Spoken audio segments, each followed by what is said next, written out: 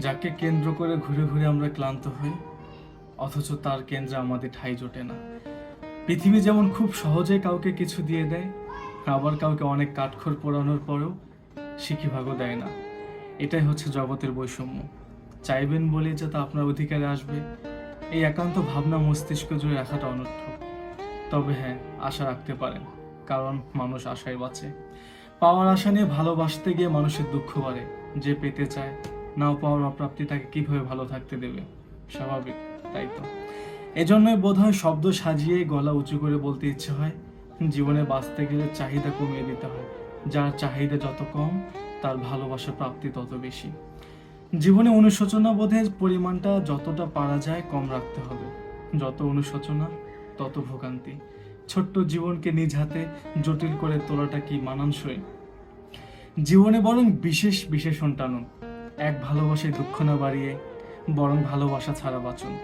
সময় সবকিছু গুছিয়ে দেয়, আর আবার সবকিছু গুছিয়ে নাও দিতেও পারে। ভাববেন, নিয়তি বিষয়টা সবার জন্য অনুকূল নয়, আর স্রষ্টা অবশ্যই এমন কিছু নসিবে রাখবেন না যা তার বান্দার জন্য ক্ষতিকর। এখন বান্দা যদি বিবেকবান হয়েও পরিস্থিতি কঠিন করে তোলে, তবে সে দায়ভার একান্ত তার। তাই যা ছাড়তে হবে তা আজই, এখনই ছাড়ুন। অযথা লাগাম টেনে ধরে কষ্টে নিজের বুকটা ভারী করবেন না। আর যা রাখাটা জরুরি, যা মানসিক শান্তি সহায়ক, তা যত্ন করে আগলে রাখুন, পুষে রাখুন। সময় যত গড়াবে, অতীতের নেওয়া অতি আবেগী সিদ্ধান্তগুলোকে ততটাই ভুল, অনর্থক মনে হবে।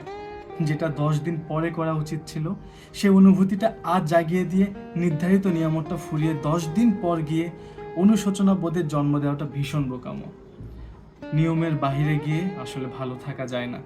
ভালো লাগলেই ভালোবাসা বারণ, ভীষণ বারণ। শরতের আকাশে নিয়ম করে যেমন মেঘ ভাসে, তেমনি জীবনেরও একটা নির্দিষ্ট শরৎকাল আছে। বিশুদ্ধ মেঘের ভেলা আকাশ বুকে ভেসে চলা। অপেক্ষা করুন, দরজায় কড়া না নেড়ে আপনার নির্ধারিত নিয়ামত আপনাকে না বলে 1 ইঞ্চিও পালাবে না।